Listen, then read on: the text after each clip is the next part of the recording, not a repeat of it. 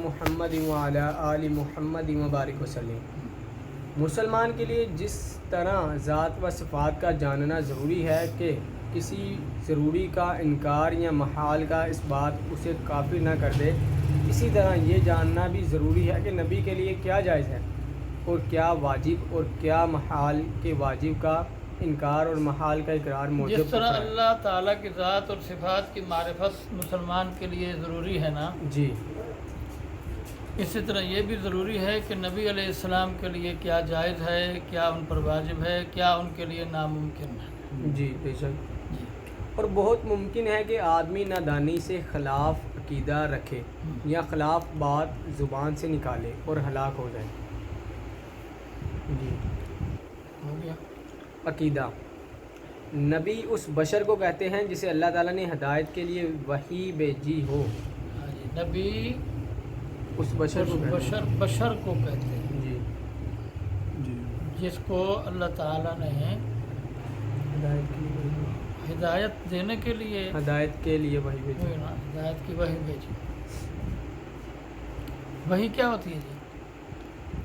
اللہ کی طرف سے وہ فرشتہ ہے جی جس کا نام جبریل علیہ السلام ہے، جی وہ اللہ تعالیٰ سے پیغام لے کر جی اس بشر کو پیغام پہنچاتا ہے۔ جی یہ ہے جی وحی۔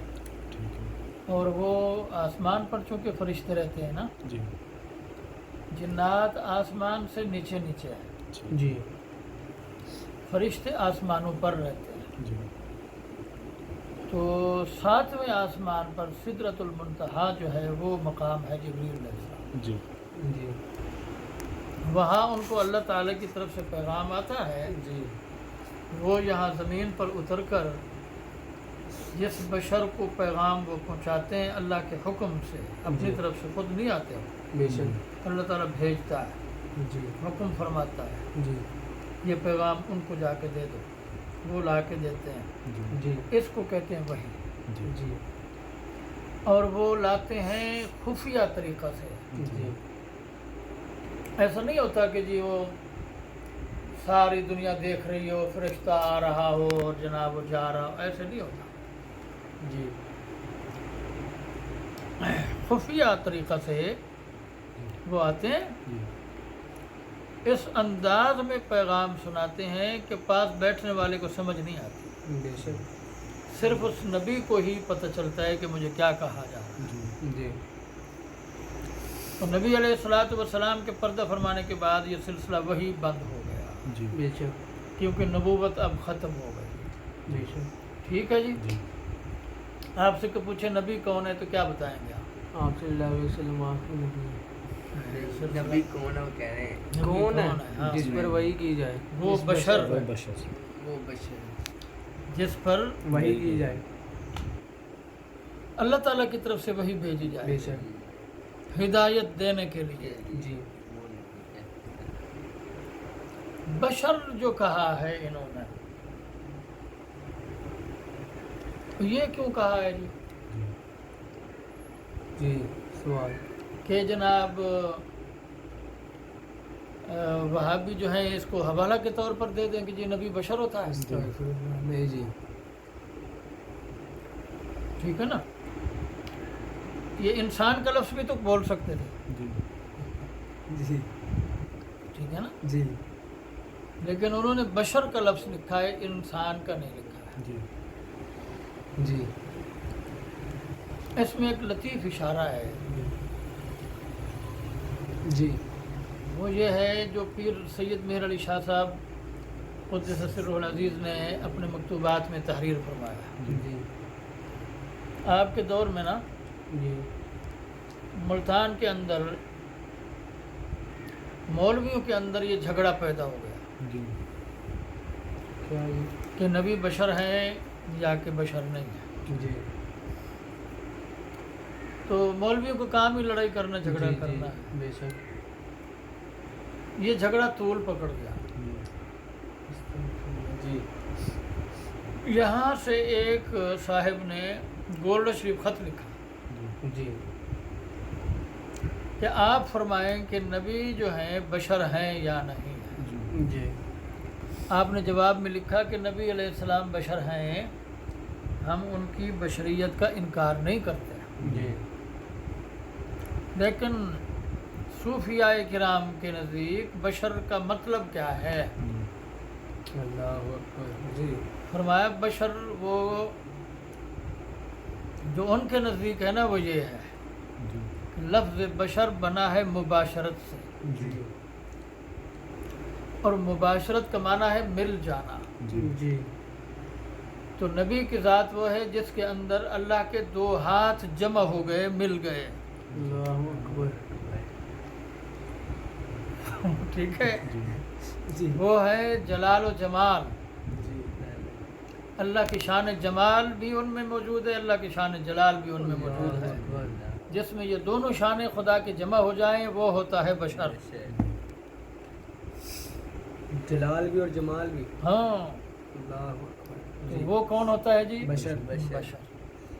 تو یہ بشر ہے، اور اسی معنی میں ہم نبی کو بشر مانتے ہیں۔ بے شک تو اگر یہ نہ لکھتے جی نہ یہ جھگڑا پیدا ہوتا، جی نہ حضرت یہ وضاحت فرماتے، جی تو اس لیے لفظ بشر لکھا ہے۔ جی اور نبی بشر ہیں، بے شک ٹھیک ہے، نبی بشر بشر ہیں اسی معنی میں۔ جی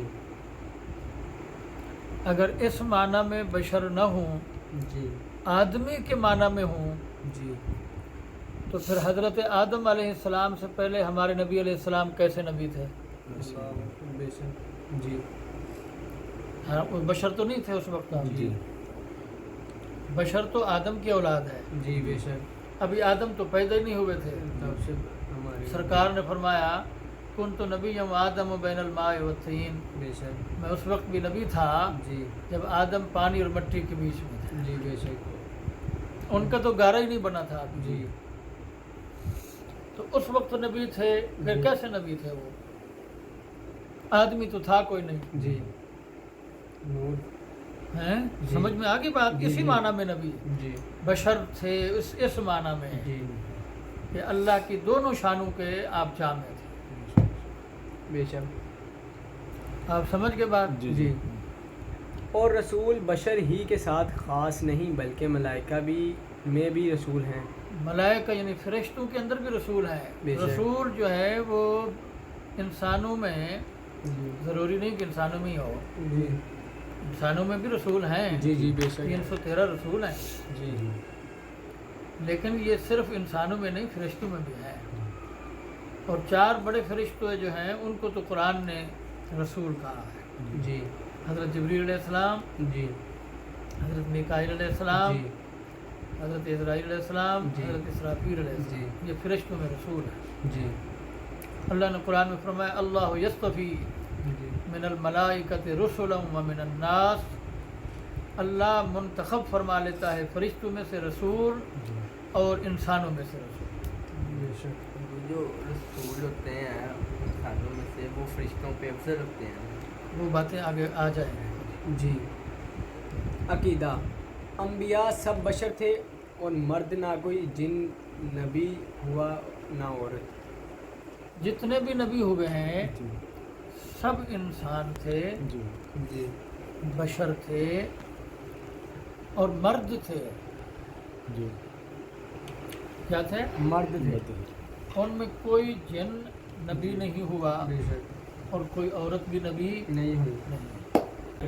ٹھیک ہے جن کیوں نہیں ہوا؟ جی۔ کہ جن جو ہے اس کے اندر جی وہ کمال نہیں ہے جو انسان میں ہے، جی بے شک جی ٹھیک ہے؟